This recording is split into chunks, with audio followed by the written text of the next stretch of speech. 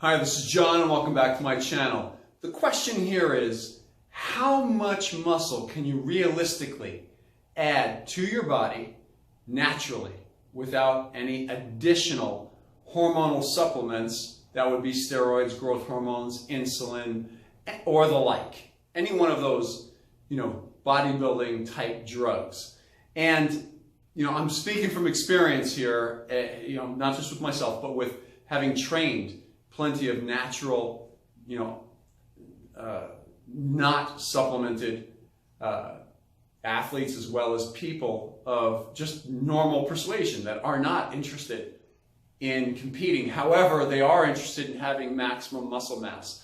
So it's a very, very interesting question. That's why I wanted to clarify and just throw it out there and say I'm talking about drug-free. Okay, just clearly, drug-free. I'm not talking about with drugs. So if we take somebody who's a beginner and they train, that first year they can realistically expect to gain, and I'm speaking on average now, on average, they can realistically expect to gain a solid 12 to 15 pounds of lean body mass. That's within a year, year one. Year two, you'll see that number is cut in half, okay? We're talking about it's not going to match up to the same exact number. So we're looking at something along the lines of 6 to 8 pounds of muscle in year two. So now when we add these up, 2 years into it, we're looking at anywhere from 18 to 22 or 23 pounds. 18 to 23 pounds of lean body mass. We're talking about with the same body fat that was had at the beginning. I'm not talking about adding 3 inches of fat around the waist. I'm talking about 2 years later, you've kept a relatively similar body fat, and you're looking at about 18 to 23 pounds of lean body mass gained. Now, what happens in year 3? Yet again, that number goes down. It's not going to be a 6 or an 8 pound gain in year 3. Realistically speaking, we're looking at 3 to 5 pounds, ideally 3 to 5 pounds, which 3 years into it, you're 21 pounds, 21 to 26 pounds of lean mass that you've put on, 3 years into it. Again, plenty of you are going to say, well, I've put on more weight than that. I didn't say weight. I'm talking about lean body mass. So 3 years into it, having 21 to 25 pounds, 26 pounds of lean body mass, very realistic. But what happens after that? After that, it's a struggle for every pound that you aim for every pound that you shoot for on your body. Those training techniques better be right on point. High intensity with ever increasing levels of intensity. That's what's necessary to squeeze out every possible pound of potential that your body has to offer genetically in your DNA makeup, that potential. So people ask the question, well, I'm over 40 years old now, John. How can I put on that much muscle?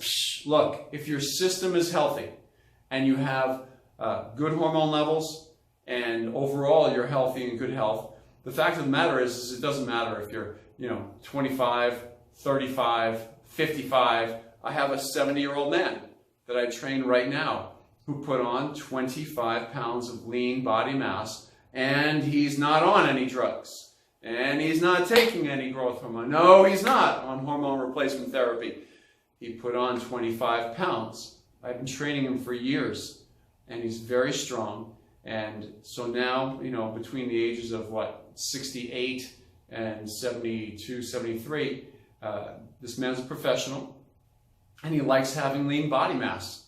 So he likes being as strong as he can be. He likes having as much muscle as he can have. So even at the later stages of life, you can say he's genetically gifted. He probably has very good genetics for this. So I'll go with that. But realistically, let's just review. We're talking about pretty much these are sample guidelines, generalities, okay, of about how much muscle mass you can gain for, again, my bell curve model, for 84% of the population, and on each end of that bell curve we have 8% here, 8% here. Who are they? 84% represents the majority. The majority will fall in line with those numbers that I mentioned a moment ago. You know, about 21 to 26 pounds of lean body mass 3 years into it. Starting at whatever age you're starting at, okay? Maybe not at 95 or 85 years old. That might be different, okay? But the majority of the bell curve, 84%, will fall within that category, within those general guidelines, 21 to 26 pounds. The 8% on either end, on this end we have the 8% not so genetically gifted. They may only put on 12 to 18 pounds of lean body mass after 3 years. Maybe even less. They just don't have great genes. You know, they're probably meant to be more of a long distance runner, high endurance activity type sport or activity in general. And then all the way at the other end of the spectrum, at this end, we have the absolute bodybuilding genetic freaks that before ever having lifted a weight, they just look like they're a bodybuilder. They have the frame, they have the muscle shapes, they have thickness in all the major body parts. And suddenly they lift weights and kaboom, even without drugs.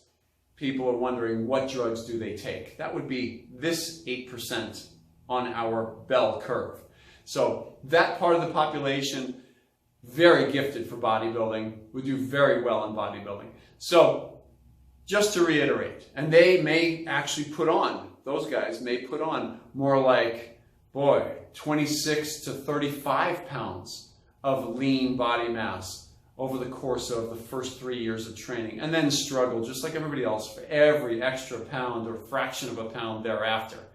So we're looking about, it's better to default on thinking in terms of you may fall genetically into the majority of the 84%, somewhere in that range. And that way you have a realistic expectation. If you're not using any of the bodybuilding drugs that I mentioned earlier on, so if you're not using any of them, you can expect to fall within that 21 to 26 pound range after 3 years, and then struggle to, or battle it out for every pound and every fraction of a pound thereafter. So realistically speaking, unless you're one of the people on the 8% of the genetically gifted for bodybuilding and then the 8% not so genetically gifted for bodybuilding. That's the story. From my heart to you, John Hart, just hoping to set the record straight for those naturals out there. You can pretty much throw out, you know, the bodybuilding magazines that are out there. Just throw them out, okay? You know, the images that are on there, unless you just simply gain motivation from those images to open your mind up to even greater possibilities and to think big. Of course, it's very good for motivation purposes, but realistically speaking, you know, all of the IFBB professional bodybuilders are on drugs or on bodybuilding drugs, and everybody knows it. But that's just the reality check right there. From my heart to you, John Hart, thank you for subscribing. Hey, before you leave, if you don't mind hitting that subscribe button down there on your right, the red subscribe button. Just tap that and you'll get notifications about any videos I put up in the future. On your left, if you can give this video a thumbs up, that would be greatly appreciated as well. Thank you very much.